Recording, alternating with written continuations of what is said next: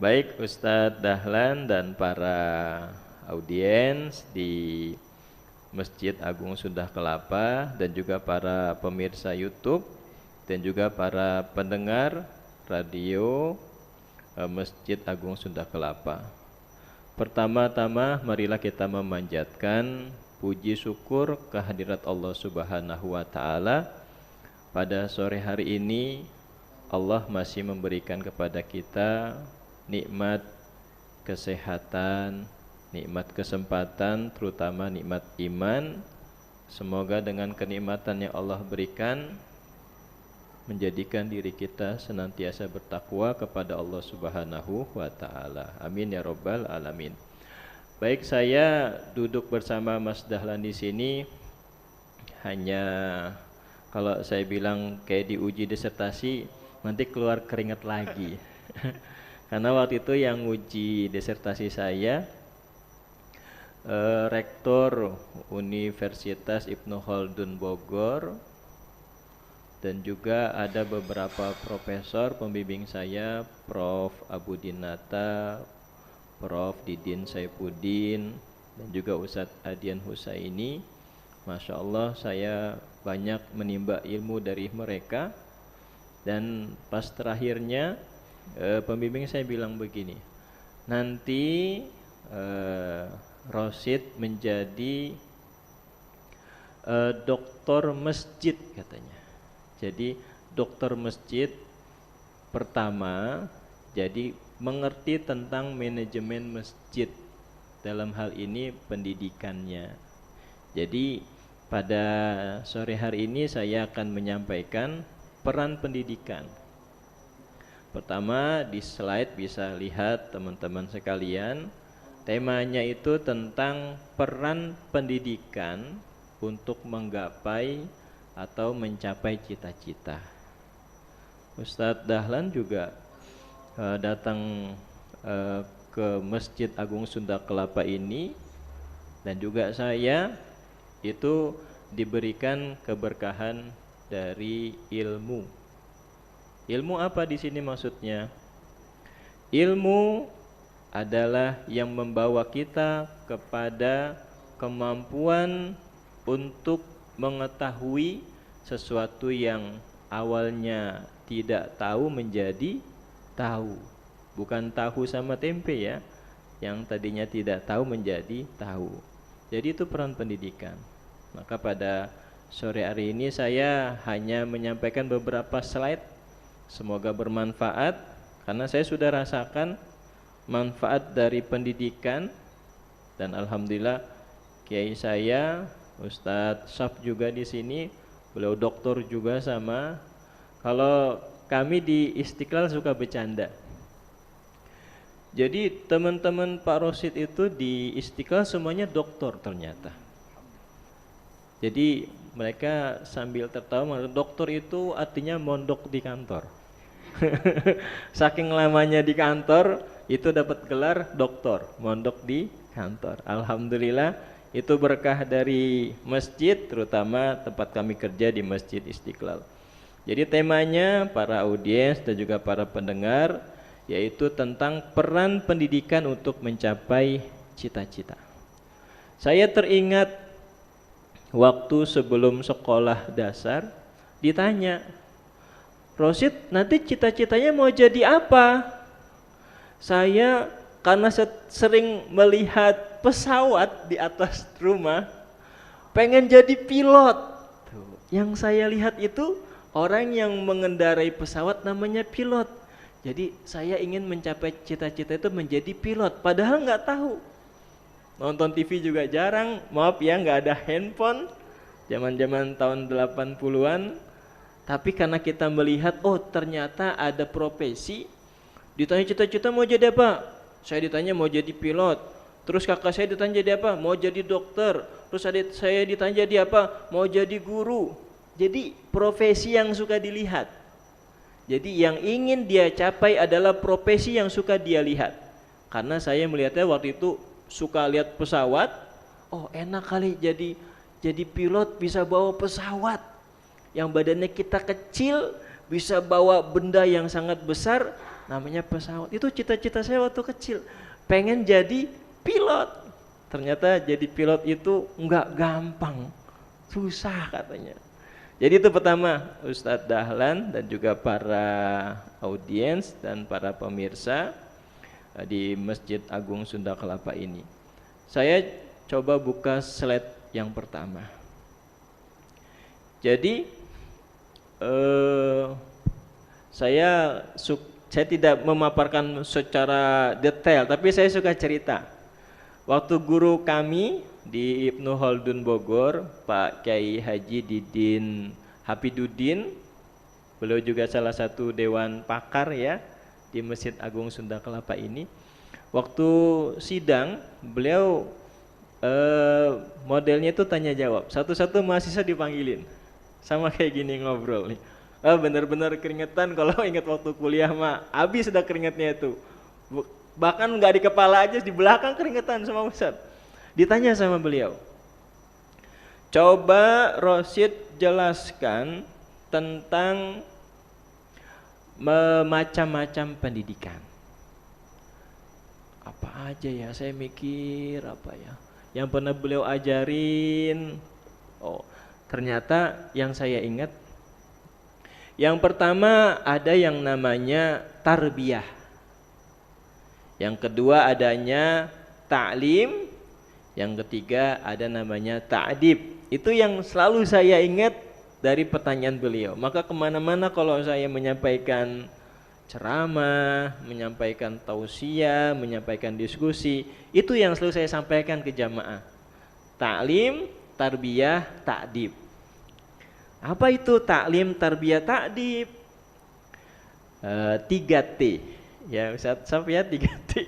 Ta'lim, tarbiyah, ta'dib. Pertama, ta'lim. Nah, ta'lim ini saya kayak gini nih, ini namanya ta'lim nih. Ada materi, ada narasumber, ada guru, ada ustadz, ada kiai, itu ta'lim namanya. Ada materi, ada kitab kuningnya, ada kitab putihnya, ada pakai slide, ada kajian tafsir, kajian hadis, itu namanya ta'lim.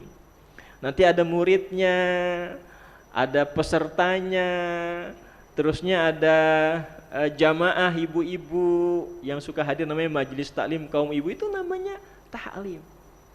Ta'lim itu artinya perkumpulan dalam mencari ilmu pengetahuan. Itu yang pertama, ta'lim. Pendidikan yang pertama adalah ta'lim, hanya sebatas tentang pengetahuan saja. Seumpama materinya bab toharo, diajarkan tentang cara menghilangkan hadas, harus hilang rupa, harus hilang bau, harus hilang bekasnya, atau hilang warnanya. Itu dijelaskan tentang toharo, nanti tentang wudu, tentang sholat, tentang puasa, zakat, haji. Itu tentang ta'lim di situ. Yang kedua, jadi ta'lim hanya menambahkan pengetahuan di otak kita saja. Tapi kalau untuk selanjutnya namanya tarbiyah. Nah, tarbiyah ini artinya dari kata robba. Jadi artinya pendidikan dari Tuhan, pendidikan dari Allah. Beda sama tarbiyah kuliah ya. Jadi pengertian tarbiyah itu pendidikan langsung dari Allah Subhanahu wa taala. Ketika kita belajar sholat, kita mengangkat takbir, Allahu Akbar, takbir. Nah, takbir kita, sedekap kita, itu intinya apa? Kenapa harus kita mengangkat tangan? Lalu kita harus bersedekap ketika waktu sholat, waktu melaksanakan sholat. Itu maknanya apa? Ternyata sholat yang kita lakukan itu ternyata ada pendidikan Tuhan di situ. Maka kita setiap hari disuruh melaksanakan sholat. Bahkan 5 waktu kita suruh diperintahkan untuk melaksanakan sholat. Jadi ada hubungan antara manusia dengan pencipta. Ada khalik, yaitu pencipta, ada makhluk, yaitu yang dicipta. Maka Rasulullah langsung tarbiyahnya dari Allah Subhanahu wa ta'ala. Lalu yang ketiga namanya ta'dib. Ta'dib itu pendidikan adab. Ya, kami di Universitas Ibnu Khaldun Bogor itu diajarkan tentang, bukan yang kita pengertian adab duduk, adab berdoa, adab makan, tidak seperti itu. Tapi adab itu yang disampaikan di kampus itu bagaimana cara berpikir. Nah, jadi ternyata adab itu selain perilaku, tapi cara berpikir yang kalau kata teman-teman ahli sunnah wal jamaah, teman-teman NU, teman-teman Muhammadiyah, Persis, Al-Wasliyah, mereka cara berpikir yang Islam seperti apa? Selama tidak merusak tauhid, itu dibolehkan. Jadi sehingga dibuka yang namanya pintu ijtihad. Dari ilmu yang awalnya saya berpikir itu cuman pilot, oh ternyata dalam Islam itu diajarkan keterbukaan. Maka di sini fungsi pendidikan agama. Yang pertama, membentuk manusia Indonesia menjadi orang-orang yang beriman sesuai dengan Pancasila, Ustadz Dahlan, ketuhanan yang Maha Esa. Jadi pendidikan di Indonesia bagaimana menjadikan bangsa Indonesia beriman kepada Tuhan yang Esa, ketuhanan yang Maha Esa. Itu ciri-ciri pendidikan di negara Indonesia, mengajarkan tentang masalah keesaan. Ya, kita tidak berbicara masalah agama. Islam keyakinannya kepada Allah, Kristen keyakinannya kepada Allah, ada juga Hindu, Buddha keyakinannya kepada Tuhan. Tetapi intinya semua agama yang diakui oleh negara memiliki Tuhan. Jadi dengan prinsip ketuhanan yang Maha Esa. Itu ketika belajar dari yang pendidikan formal. Tapi sekarang PAUD sama RA itu bukan pendidikan formal lagi karena sudah tidak ada direktoratnya. Yang saya baca direktorat keluarga, jadi masih pendidikan keluarga. Yang saya baca di berita terbaru bahwa PAUD RA itu bersinergi dengan pemerintah. Sebenarnya pendidikan yang dimulai dalam Islam itu, ya Ustadz Saf ya, Pak Kiai Saf ya, ketika kita masih dalam rahim ibu, nah ketika usia 4 bulan nih ya, para jamaah yang dimuliakan Allah, usia 4 bulan itu sudah dianjurkan oleh ulama untuk orang tuanya membaca surah Yusuf. Makanya Ustadz Dahlan ini ganteng nih. Coba lihat pemirsa. Nah, saya senang kalau ada Gingsule itu gimana gitu. Karena saya juga punya guru namanya Bang Dahlan sama ada Gingsule. Jadi manis bener Pak Kiai. Ya mudah-mudahan nih yang awat-awat bisa fokus ke Ustadz Dahlan. Jadi para pemirsa, para pendengar yang berbahagia, jadi intinya pendidikan itu membentuk manusia atau bangsa Indonesia berkeyakinan kepada Tuhan yang Esa.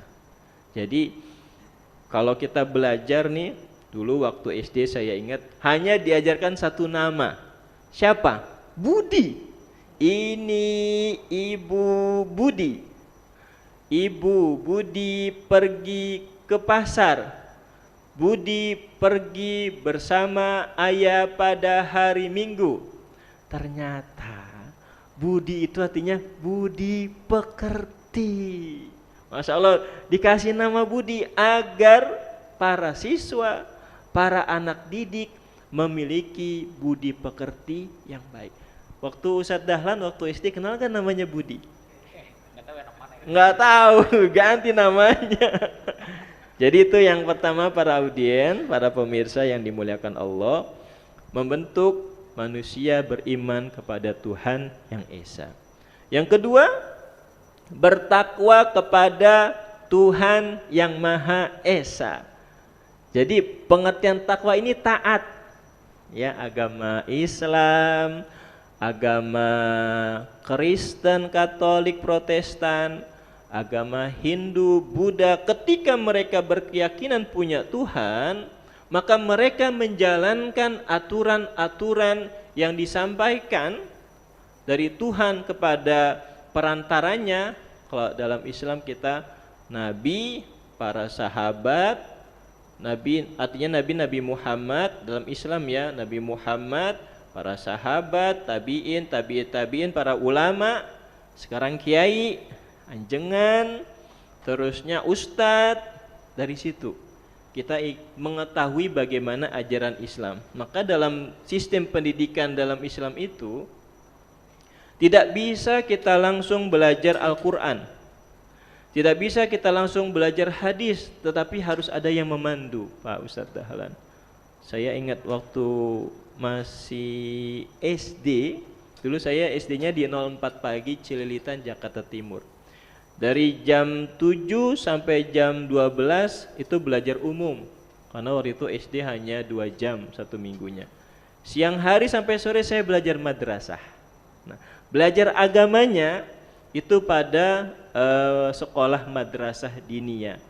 Jadi artinya di Indonesia ada 2 sistem pendidikan.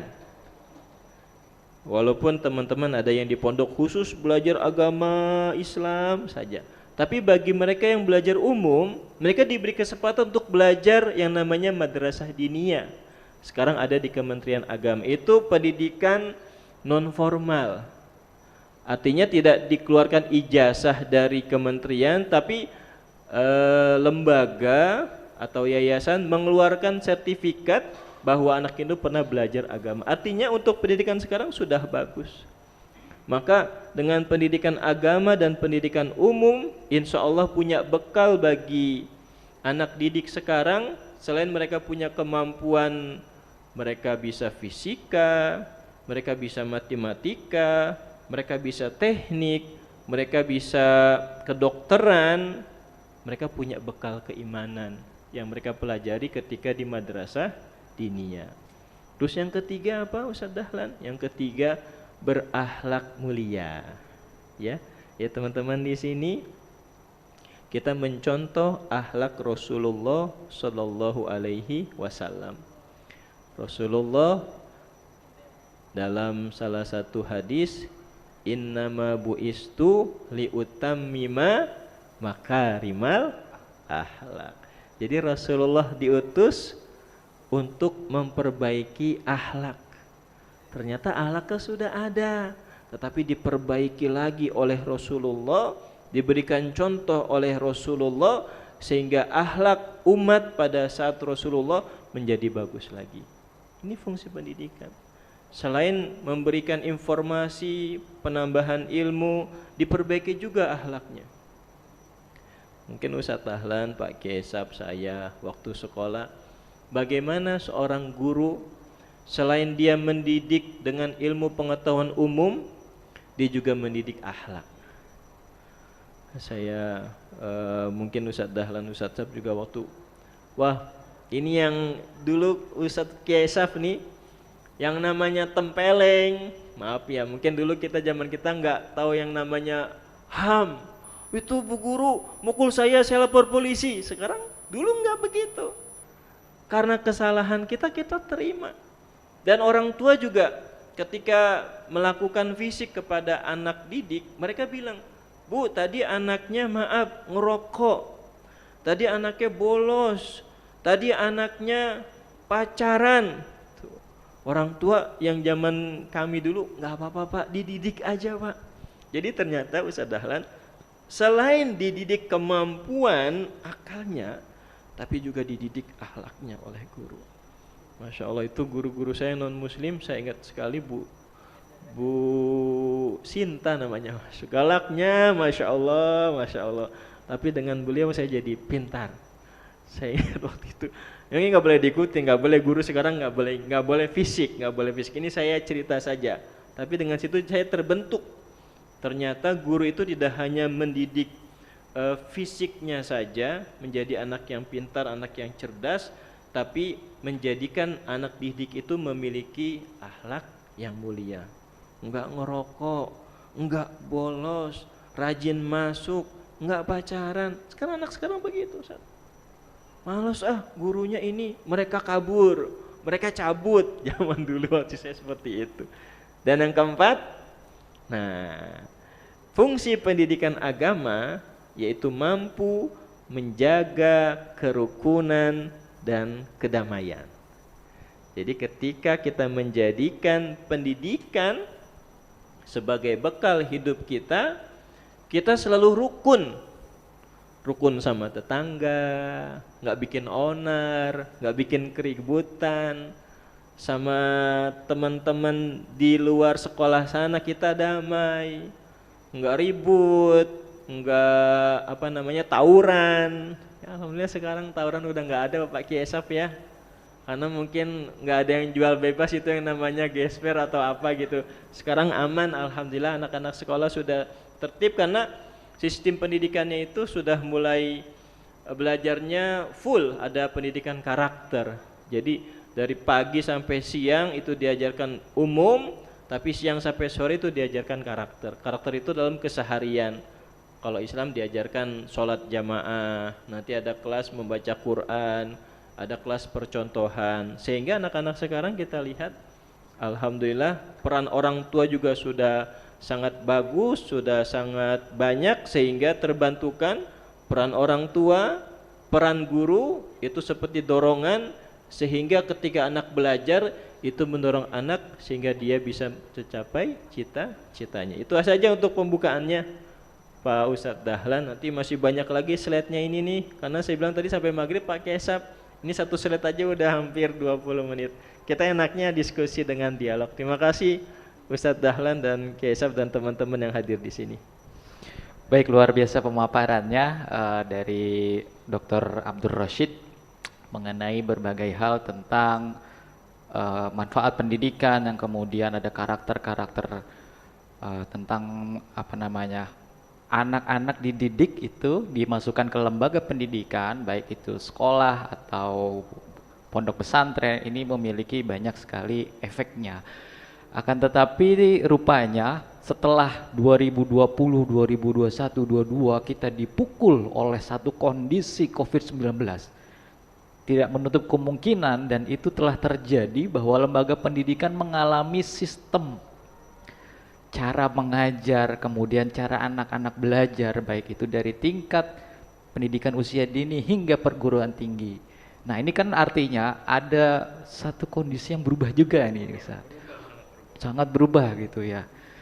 Dalam paradigma pendidikan itu pun berubah cara mengajarnya, sistemnya pun ikut berubah. Ditambah lagi rupanya itu termasuk digitalisasi ya kira pendidikan. Melalui Kemendikbud Ristek sekarang sudah berubah, yang sebelumnya dari era Pak Anies masih Kemendikbud Dikti ya. Terus Pak perubahan itu banyak rupanya. Apalagi yang terbaru itu sudah ada RUU Sisdiknas gitu. Otomatis, nah sebenarnya banyak tuh problematika di lembaga pendidikan, baik itu dari tenaga pendidik atau tenaga pengajar juga peserta didiknya gitu ya. Problematika itu selalu muncul di masyarakat.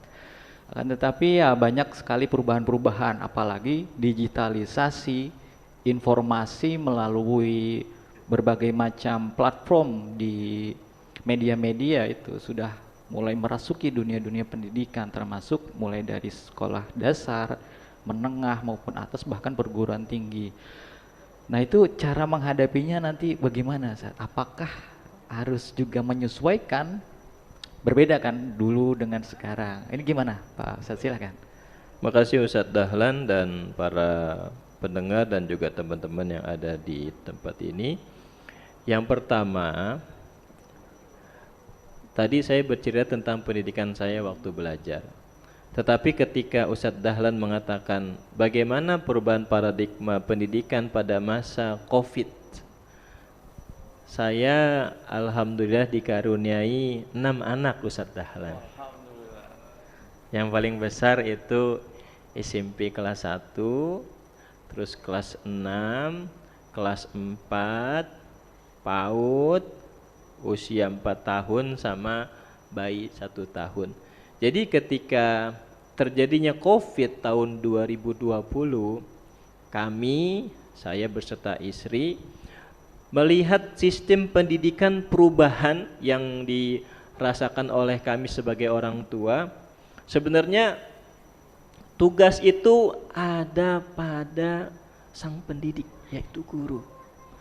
Walaupun tidak ketemu dengan siswa atau dosen tidak ketemu dengan mahasiswa, mereka memberikan tugas dengan laptop, ada namanya Google Form, terusnya ada Zoom, ada yang namanya pakai digitalisasi YouTube. Jadi seperti itu. Jadi sebenarnya dengan kejadian COVID kemarin ada hikmahnya. Walaupun yang wafat banyak, tapi ada hikmah di situ. Sehingga handphone atau media yang kita gunakan sekarang ternyata memang banyak manfaatnya. Dan terutama ketika pembelajaran waktu COVID itu orang tua diminta untuk mendampingi anaknya belajar. Jadi waktu saya belajar itu lebih banyak pendidikan guru sama murid. Tapi kalau sekarang hubungan guru, anak murid dengan orang tua itu seperti lingkaran, Ustaz Dahlan. Jadi kalau saya lihat itu anak-anak ada di tengah, itu guru sama orang tua ngejagain anaknya. Saya bilang muter begini nih, ini anak di tengah nih, dikasih input pendidikan, diarahkan untuk belajar. Ini peran orang tua sekarang sangat dibutuhkan. Jadi ketika terjadi COVID itu paradigma kita berubah. Diminta orang tua berperan, terutama anak-anak PAUD, Bu.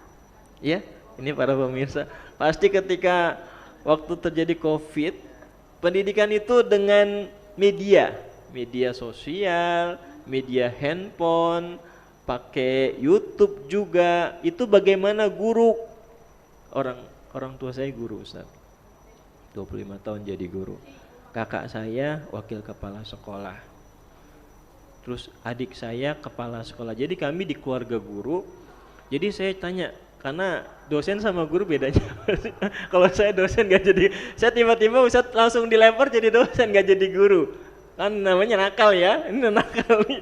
Harusnya jadi guru dulu kan, baru jadi dosen. Saya langsung jadi dosen. Tapi saya tanya, gimana sih pendidikannya? Mereka jadi waktu itu COVID itu benar-benar. Guru-guru sekarang ini Masya Allah, perjuangannya lahir batin. Meninggalkan istri sama anak di rumah. Padahal di rumah tapi meninggalkan peran sebagai ibu. Tak dulu ya nak, tak dulu ibu lagi bikin video. video pengajaran Ustaz. Harus fokus. Kalau masih ada anaknya di situ, bahkan dibikin kamar khusus. Bahkan anaknya suruh main. Nah ibu mau bikin setengah jam ini pelajarannya khusus nih. Sang ayah juga sama. Jadi di sini ternyata hikmah perubahan paradigma pendidikan sekarang itu orang tua diikut sertakan. Bahkan yang terbaru itu tidak setuju wisuda dari SD sampai SMA. Ya kan yang terbaru yang lagi viral. Tapi saya baca beberapa media, orang tua keberatan dengan biayanya saja. Tapi pelaksanaannya mereka setuju. Karena gini, ada yang wisudanya di hotel. Kan kebangetan ya, waktu mahasiswa kita nggak di hotel. Kita di aula ya, ini kebangetan nih sekolah nih di hotel. Orang tua biasa berata di biayanya. Tapi ketika wisuda TK, SD, SMP, SMA di sekolahnya, atau dipakai aula RT, aula RW, atau di lapangan nggak apa, tapi karena biayanya banyak yang setuju. Tapi dengan perayaan wisuda dari TK sampai SMA, ditanya kenapa ibu setuju? Masa kuliah cuma 4 tahun di wisuda? Anak saya sekolah dari kelas 1 sampai kelas 6 nggak di wisuda. Saya setujunya anak saya di wisuda. Apalagi TK, orang tuanya saya nganter pulang, ibunya kan pengen juga anak saya di wisuda. Jadi sebenarnya keberatannya itu di biayanya yang mahal karena perayaannya di tempat yang mewah. Tetapi dalam pelaksanaan wisuda sekarang secara hati mereka sangat setuju karena mendampingi anaknya untuk belajar. Gitu Ustaz Dahlan. Ya. Luar biasa. Berarti ada school culture yang memang Ya. ikut juga berubah gitu, Ya. teknis pengajaran dari membuat tenaga pengajar lebih produktif gitu ya, Iya, effortnya betul. berlebih gitu. Betul Ustadz, Oke, betul. karena waktu yang sangat terbatas, barangkali ada pertanyaan. Masya Allah, Silakan. Nah, silakan, inilah. silakan.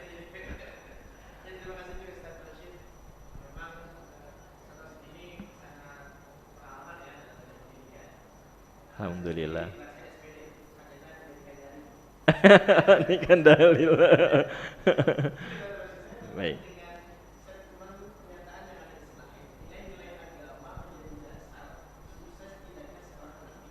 Iya. Iya.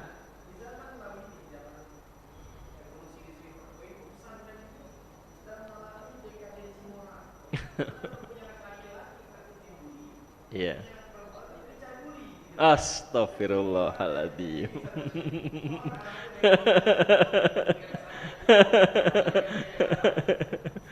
Iya ya, kita miris sekali dengan tadi yang disampaikan oleh penanya, terutama media sekarang. Kalau jawaban dari pengamat pendidikan itu karena ulah oknum, tidak bisa disamakan dengan jumlah pesantren yang puluhan ribu. Ini pelakunya hanya beberapa pesantren aja, sehingga masyarakat melihat pendidikan pesantren itu tidak bagus. Ternyata tidak. Itu di beberapa wilayah ya, saya tidak sebutkan. Jadi itu hanya oknum saja. Maka di sini peran orang tua dalam memilih sekolah lanjutan buat anaknya. Maka baiknya sebagai orang tua ketika memilih sekolah buat anak, apa nanti dia di pesantren, apa di boarding school yang harganya lumayan ya. Lumayan apa lumanyun ya? Lumayan. Lumayan. Jadi peran orang tua. Kenapa terjadi seperti penanya mengadakan seperti itu? Karena tidak ada kontrol. Orang tua tidak kontrol, tidak melihat. Dan maaf, itu biasanya terjadi kepada pesantren-pesantren yang yang gratis. Yang gratis. Jadi kalau kami diskusi dengan keluarga, kenapa gratis? Biasanya kalau yang gratis itu tidak memperhatikan pendidikan anak didiknya. Maka artinya berbayar, artinya di sini dari TK sampai kuliah kita bayar. Walaupun pemerintah memberikan subsidi, tapi bayarnya ada tambahan-tambahan. Maka dari pesantren yang sekarang sistem pendidikannya sudah bagus, jangan ragu, jangan takut bahwa sistem pendidikan pesantren sudah bagus, karena di pesantren itu diajarkan pendidikan karakter, diajarkan sholat jamaah. Terus nanti kalau ternyata di pesantren ada yang ngebully, terus kejadian ada yang bunuh diri, ya kita nggak bisa salahkan pihak pesantrennya. Mungkin di sisi juga orang tua, peran orang tua seperti apa. Kalau memang di pesantren itu anak itu dibully sama dicabuli, karena itu peran orang tua itu kurang berarti kalau menurut saya. Jadi sebenarnya sistem pesantren sekarang sudah bagus. Itu yang ternyata yang kejadian seperti itu hanya oknum-oknum saja, dipertahankan sistem pesantren sekarang. Yang terpenting ada perhatian dari orang tua. Dan kami, anak kami nanti SMP-nya di boarding juga, tapi karena jaraknya dekat. Biasanya kalau perempuan Ustadz Saf, jangan jauh-jauh dulu. Nih bapaknya Jakarta nih, anaknya di sono di Kalimantan gitu. Seumpama ada orang keluarga, ada yang mengawasi. Jadi kita tenang. Jangan lu biar pintar gua lempar ke sana. Ya enggak, tetap ada perhatian dari orang tuanya. Seperti itu Pak penanya, terima kasih. Baik, kita berikan kesempatan lagi, barangkali ada dari yang mau bertanya. Oke, Iya, oke. baik. Apakah ada materi lagi dari Ada banyak ini, Oh, masih banyak Tapi ternyata. sebelum berlanjut nih, ini menarik. Saya mau lanjut Saya juga lagi malah tadi ikut maksudnya. tertarik ini. Saya karena kan ini namanya dialog, saya pengen Iya. dialog aja. Nah, memang gitu. Memang ada butuh peranan dari orang tua tadi Iya, Ustadznya. orang Maka tua. sekolah punya satu platform atau sistem namanya komite sekolah gitu Iya, Ustadz. peran orang tua Peran komite orang sekolah, iya. Maka dibentuk komite itu. Sebetulnya melalui teknologi informasi yang terus berkembang gitu Ustadz ya. Baik. Ini setiap sekolah harus ada ataukah memang masih opsional sifatnya bahwa sejauh apapun anaknya dipondokkan atau di sekolahnya jauh dari orang tuanya, bahkan orang tua sekarang inilah saya kan udah capek kerja, yang penting Iya. udah dibayarin, udah dititipin ke lembaga pendidikan itu. Iya. Masa sekolah nggak punya satu cara untuk memberikan reporting gitu, Iya. baik itu tiap minggunya, tiap bulannya. Ini menurut pandangan Ustadz kira-kira butuh nggak gitu? Atau ada satu sistem dari sekolah atau lembaga pendidikan yang memberikan reporting itu, bisa lewat nanti dibuatkan sistem melalui grup komite itu lewat WhatsApp Iya. atau ada aplikasi tersendiri. Gimana Ustadz? Baik, terima kasih Ustadz Dahlan. Baik para peserta, pemirsa, dan juga para pendengar yang dimuliakan Allah. Fungsi komite sekolah sebenarnya peran dari pihak ketiga. Pihak pertama murid, pihak kedua guru, pihak ketiga orang tua. Di sini sebenarnya mengontrol saja. Komite itu mengontrol jalannya pendidikan. Jadi selama masih ada kontrol, jadi sang guru lapor di grup WhatsApp contohnya kepada orang tua santri, nanti dikirim lagi ke grup komite, diumumkan ternyata hari ini anak pulang cepat. Jadi memberikan info saja. Terusnya apalagi sekarang sudah mau akhirus sana ya Pak Kiai ya. Itu uang kas yang dikumpul biasanya hadiahnya buat guru. Itu perlu kesepakatan orang tua gitu. Ini uang kasnya mau diapain ibu-ibu? Udah buat ustadz aja atau buat gurunya saja. Ada yang diributin, enggak itu uang kas harus dikembali lagi ke anak. Ya, tergantung dengan permusyawaratan. Jadi dengan adanya kontrol dari orang tua, kalau di pesantren yang saya tahu, karena anak saya tidak di pesantren, tapi saya bertanya kepada teman-teman yang anaknya di pesantren, biasanya di pesantren itu ada kakak kelas ataupun ada pembina, membina 10 orang. Nah mereka bikin grup 10 itu dikirim infonya ke orang tuanya. Jadi walaupun pesantren jauh, tapi itu ada kontrol orang dalamnya. Jadi istilahnya pihak pesantren tetap menunjuk orang kepercayaannya untuk membimbing anak-anak didiknya. Jadi tidak bisa dibikin grup gitu.